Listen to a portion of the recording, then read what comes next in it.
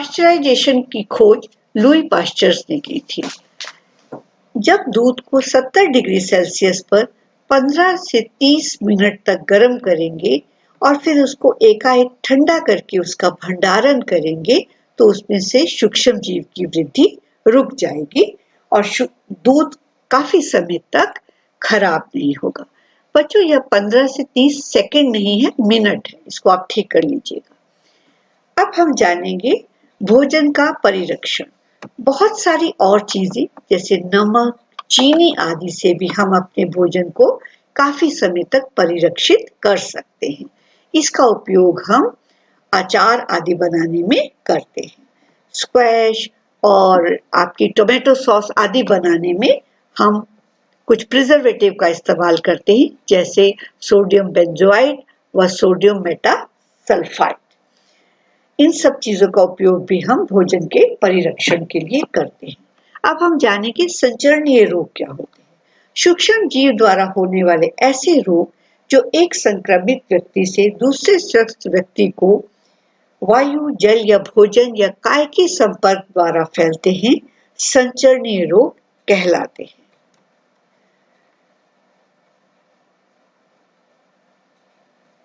प्रतिजैविक क्या होते हैं? जब रोग उत्पन्न करने वाले रोगाणु हमारे स्वस्थ शरीर में प्रवेश करते हैं तो हमारा शरीर उनसे लड़ने के लिए प्रतिजैविक बनाता है जो उस रोगाणुओं को मार देते हैं। ये प्रतिजैविक भविष्य में हमारे शरीर को इन रोगों से रक्षा करते हैं। यदि हमारे शरीर की प्रतिरक्षण शक्ति कमजोर होती है तो हमारा शरीर बीमार हो जाता है और ऐसी स्थिति में हम दवाई के रूप में बाहर से प्रतिजैविक ग्रहण करते हैं। वैक्सीन क्या होती है? बच्चों, आजकल कोविड-19 के दौर में आपको वैक्सीन के बारे में बहुत सुनने के लिए मिलता है, पर आप जानिए कि वैक्सीन होती क्या है। वैक्सीन हमारे शरीर में रोग पैदा करने वाले सूक्ष्म जीवों को प्रवेश करवाया जाता है। कैसे प्रवेश करवाया जाता है?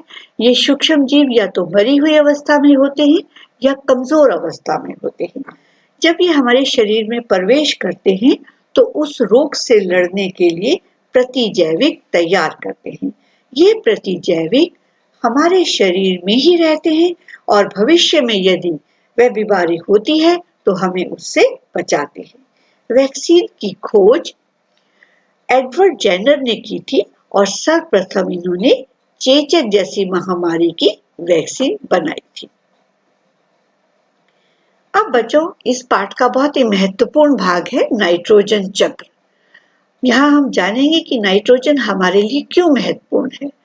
बच्चों, हमारे शरीर में प्रोटीन, जो कि हमारे भोजन का एक बहुत ही महत्वपूर्ण अंग है और हमारे शरीर की बहुत सारी वृद्धि के लिए और बहुत सारे कामों में उपयोग में आता है, उसको बनाने के लिए नाइट्रोजन की एक महत्वपूर्ण भूमिका है।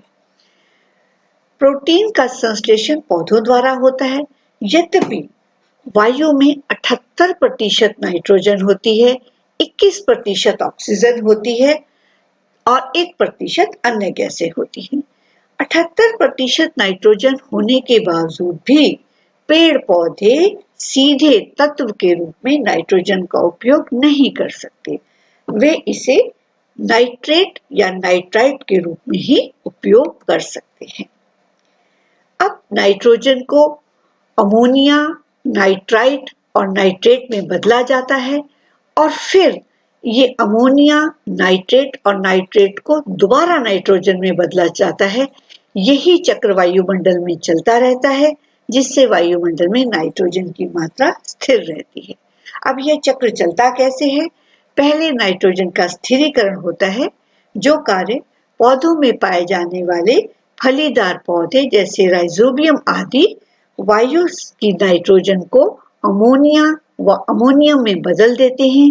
यही काम नीरे हरे शैवाल भी नाइट्रोजन को अमोनिया व अमोनियम में बदलने का करते हैं, परंतु सभी जीव अमोनिया या अमोनियम के रूप में नाइट्रोजन का उपयोग नहीं कर सकते। इसलिए नाइट्रीफाइन जीवाणु, नाइट्रीकरण क्या होता है? नाइट्रोजन चक्र में नाइट्रीकरण क्या होता है? अमोनिया व अमोनियम को ऑक्सीकृत करके उसे नाइट्रेट व नाइट्राइट में बदलना नाइट्रीकरण कहलाता है। यह कार्य नाइट्रीफाइंग जीवाणु जैसे नाइट्रोबैक्टर आदि करते हैं। जब बच्चों बारिश होती है तो बहुत बिजली चमकती है, तड़ित से भी स्वतंत्र नाइट्रोजन नाइट्रेट व नाइट्रेट में बदली हो जाती है और जो बारिश के साथ पानी में आ जाती है और इस तरीके से हमारी मिट्टी की उपजाऊ शक्ति बढ़ती है। अब नेक्स्ट है स्वांगीकरण। स्वांगीकरण में क्या होता है?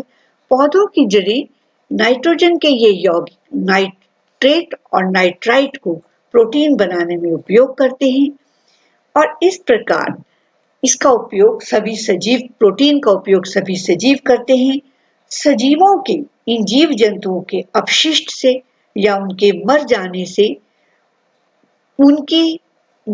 उनमें से कार्बन डाइऑक्साइड, कार्बन व नाइट्रोजन के यौगिक मुक्त होते हैं, जिनको मिट्टी में पाए जाने वाले सूक्ष्म जीव अमोनिया व अमोनियम जैसे सरल यौगिकों में बदली कर देते हैं। अब है विनाइट्रीफाइंग बैक्टीरिया। विनाइट्रीफाइंग बैक्टीरिया क्या है? ये नाइट्रेट व नाइट्राइट का अवायवीय श्वसन द्वारा नाइट्रोजन में बदली हो जाना कहलाता है और इसका कार्य कौन करता है? विनाइट्रीफाइंग जीवाणु करते हैं। यह कार्य मिट्टी में पाए जाने वाले फंगस व जीवाणु करते हैं। इस प्रकार वायुमंडल में नाइट्रोजन चक्र चलता रहता है। तो मुख्यतः कौन से दो जीवाणु हैं? नाइट्रीफाइंग जीवाणु और विनाइट्रीफाइंग जीवाणु। नाइट्रीफाइंग क्या करते हैं? नाइट्रोजन को नाइट्रेट और नाइट्राइट में बदली करते हैं। विनाइट्रीफाइंग क्या करते हैं?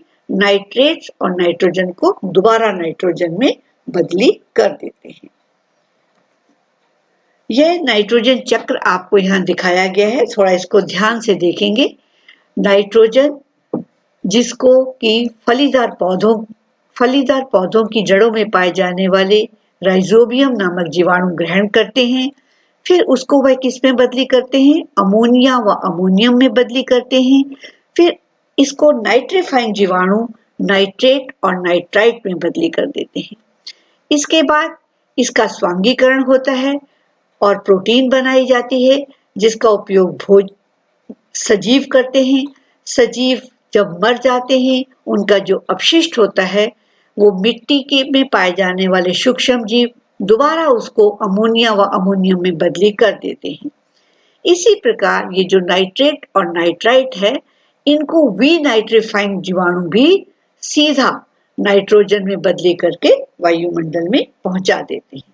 इस प्रकार ये चक्र चलता रहता है और वायुमंडल में नाइट्रोजन की मात्रा सदैव 78% स्थिर रहती है।